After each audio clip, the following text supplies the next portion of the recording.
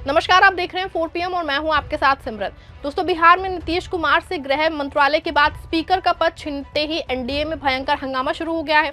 एक और जहां बीजेपी ऑपरेशन लोटस की तैयारी में है और चिराग पासवान चिल्ला चिल्ला के कह रहे हैं कि महागठबंधन के विधायक हमारे संपर्क में हैं, दूसरी ओर नीतीश कुमार ने भी अपना खेल शुरू कर दिया है। बता दें आपको कि बड़ी खबर सामने आई है कि खिसियानी बिल्ली खम्बा नोचे की तर्ज नीतीश ने स्पीकर की शपथ लेते ही अमित शाह के बहुत दुलारे डिप्टी सीएम के साथ बहुत बड़ा खेल कर दिया है। और जैसे ही खबर सामने आई है, हड़कंप मच गया है। कैसे बीजेपी ने ऑपरेशन लोटस शुरू किया है और क्यों अचानक स्पीकर का पद छीनते ही नीतीश बीजेपी के डिप्टी सीएम के साथ बड़ा खेल शुरू हो गया है, सब कुछ आपको अपनी इस 8 मिनट की रिपोर्ट में बताने वाले हैं।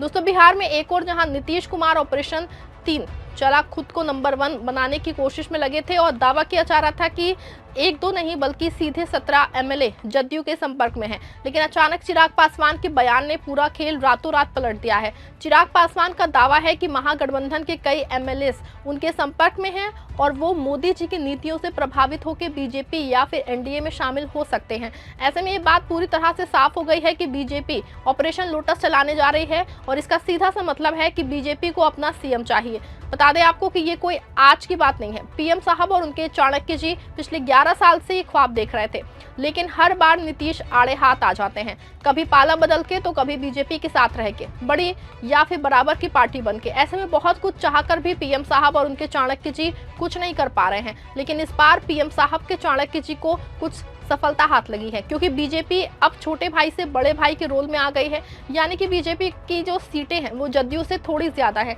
लेकिन शायद इस बार गेम उलट दिख रहा है, क्योंकि ब्लैकमेलिंग नीतीश कुमार की नहीं चाणक्य जी की चल रही है। 2 डिप्टी सीएम का पद, फिर गृह मंत्रालय और अब स्पीकर का पद छिन जाना, ये कहीं ना कहीं दिखाता है कि इस बार बीजेपी या फिर ये भी कह सकते हैं कि पीएम साहब के चाणक्य जी का दबदबा बिहार सरकार में साफ दिख रहा है और हर बार अपनी शर्तों पे काम करने वाले नीतीश कुमार अंडर प्रेशर दिख रहे हैं। बता दें आपको, पहले खबर आई थी कि नीतीश कुमार गृह मंत्रालय छीनने के बाद अपने खास मंत्रियों के साथ एक्टिव हुए थे कि उनको हर हाल में स्पीकर का पद चाहिए। इसके लिए दिल्ली तक बात भी हुई थी, लेकिन स्पीकर चुनाव से एक दिन पहले चिराग पासवान के बयान की महागठबंधन के कई विधायक उनके संपर्क में हैं, हंगामा मचा दिया था और शायद नीतीश कुमार और उनके साथी इसके बाद बैक पे चले गए थे। अभी तक जदयू एआईएमआईएम के 5, आईपी गुप्ता के 1, कांग्रेस के 6, बीएसपी के 1 और 4 अन्य विधायकों के भरोसे खुद को नंबर 1 बनाने की कोशिश में भी थी, अचानक बैकफुट पे आ गई हैं।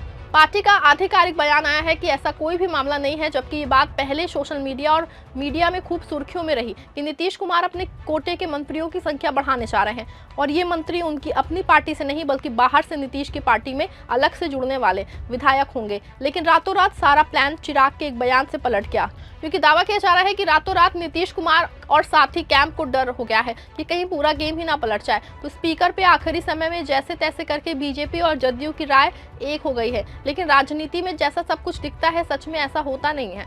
बता दें आपको कि एक और नीतीश कुमार ने प्रेम कुमार को स्पीकर बनने के बाद खुद जाके कुर्सी पे बैठाया, तो दूसरी ओर अंदर खाने में इतने नाराज हैं कि नीतीश कुमार के आते ही बीजेपी के डिप्टी सीएम के अफसर को तुरंत हटा दिया है। खबर देखिए, एनबीटी ने लिखा है अपनी हेडलाइन में साफ साफ, बिहार तो ऐसे कसी जा रही है नकेल, राजस्व विभाग पे क्यों हुई अचानक टाइट, आईएएस की एंट्री। देखा आपने, ये बात शीशे की तरह साफ है कि एक और नीतीश कुमार की पार्टी से स्पीकर का पद गया है, दूसरी ओर नकेल कसने की तैयारी शुरू हो गई है और अचानक बीजेपी के डिप्टी सीएम के विभाग पे एक ऐसा अफसर को बैठा दिया है जो बहुत ही सख्त है और ये भी तय है कि नीतीश कुमार के हिसाब से ही काम करेगा। ऐसे में ये बात साफ तौर पर जाहिर होती दिख रही है कि नीतीश कुमार स्पीकर पद छीनने के बाद एक्शन में है और उनके पास जो सिर्फ एक ताकत ट्रांसफर और पोस्टिंग की है, उसी के सहारे खेल कर रहे हैं। बिहार में मुख्यमंत्री नीतीश कुमार सरकार में बीजेपी की तरफ से आरोप बराबर लगता रहा है कि उनके सचिव उन्हें काम नहीं करने देते, लेकिन अप्रोच रूप से वे जो है यही कहते हैं कि मुख्यमंत्री नीतीश कुमार अपने साथी दल के विभाग पे सचिव के द्वारा नियंत्रण रखते हैं। एक बात को एक बार फिर से तूल तब मिल गया जब आईएएस के हुए तबादले में राजस्व विभाग का प्रधान सचिव सीके अनिल को बनाया गया। राजनीतिक गलियारों में बदलाव के बाद ये चर्चा तेज हो गई कि नीतीश कुमार स्पीकर पद जाने के बाद झुंझलाए हुए हैं और पहले से विजय सिन्हा से खुन्नस का असर दिखाई दिया है। बता दें आपको कि सीएम नीतीश कुमार और डिप्टी सीएम विजय कुमार सिन्हा की टकराहट की जंग होती रही है। राज्य ने पहली बार विधानसभा अध्यक्ष विजय कुमार सिन्हा और मुख्यमंत्री नीतीश कुमार की तीखी बहस देखी थी। ये उप मुख्यमंत्री विजय कुमार सिन्हा ही थे जिन्होंने कुछ आगे बढ़ के कह डाला कि बिहार में जब अपनी सरकार बनेगी अटल बिहारी वाजपेयी की सच्ची श्रद्धांजलि होगी। बाद में अपने इस बयान की गलती को सुधारते कहा कि बिहार में अटल बिहारी वाजपेयी के सोच के अनुकूल सरकार बनेगी और नीतीश कुमार के नेतृत्व में सरकार आगे भी रहेगी। राजनीतिक के विश्लेषक कहते हैं कि अचानक स्पीकर चुनाव के बाद राजस्व विभाग पे प्रधान सचिव सीके अनिल की पोस्टिंग को नीतीश के तेवर के रूप में देखा जा रहा है। हालांकि दावा किया जा रहा है कि नियमों के अनुरूप ही ट्रांसफर की प्रक्रिया अपनाई गई है, लेकिन सीके अनिल का प्रधान सचिव बनना राज्य के उप मुख्यमंत्री विजय कुमार सिन्हा पे एक तरह से नकेल कसने की तैयारी है। वैसे भी विजय कुमार सिन्हा तुनकमिजाजी हैं, वे प्रधान सचिव सीके अनिल का प्रेशर झेल नहीं पाएंगे। ऐसे में कहा जा रहा है कि स्पीकर चुनाव के बाद नीतीश कुमार को मास्टर स्ट्रोक चल गया है। वैसे भी नीतीश कुमार पहले ही अधिकारियों की पोस्टिंग को लेकर काफी अलर्ट है। बीजेपी गृह विभाग समेत कुछ विभागों में केंद्र सरकार के नए आईपीएस और आईएएस चाहती थी, लेकिन इस पे शायद नीतीश कुमार और बीजेपी में सब कुछ फाइनल नहीं हो पाया है क्योंकि कोई लिस्ट सामने नहीं आई है। ऐसे में साफ है कि नीतीश कुमार के तेवर ना सिर्फ बिगड़े हैं बल्कि विभागों में नए बीजेपी के डिप्टी सीएम पे नकेल कसने की तैयारी है। बता दें आपको, खबर तो यहाँ तक है कि आगे भी कुछ विभागों का नंबर है जो बीजेपी के हैं। वैसे भी नीतीश कुमार के पास गृह मंत्रालय छिनने के बाद सिर्फ लोक प्रशासन विभाग ही बचा हुआ है और सीएम साहब अब इसी विभाग के सहारे अपनी नैया पार लगाने में जुट गए हैं। लेकिन बड़ा सवाल है कि ये सब कुछ कितने दिन चलेगा। जिस तरह सिर्फ 15 दिन की सरकार में सांप सीढ़ी का खेल शुरू हो गया है, ये सरकार के लिए शुभ संकेत नहीं है।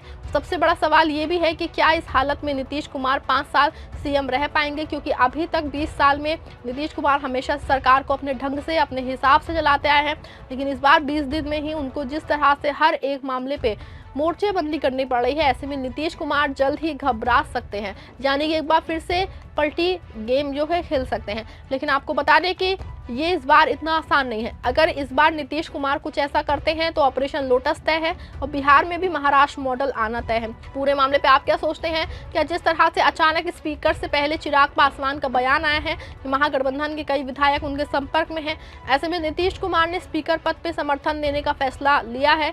क्या स्पीकर पद छिन जाने की वजह से ही नीतीश कुमार ने अचानक डिप्टी सीएम विजय सिन्हा का आईएएस बदल दिया है? नीतीश कुमार जिस तरह के प्रेशर में काम कर रहे हैं, क्या ऐसे में वो बहुत दिन काम कर पाएंगे? पूरे मामले पे आप जो भी सोचते हैं अपनी राय कमेंट में लिखिए, खबर को लाइक और शेयर करिएगा।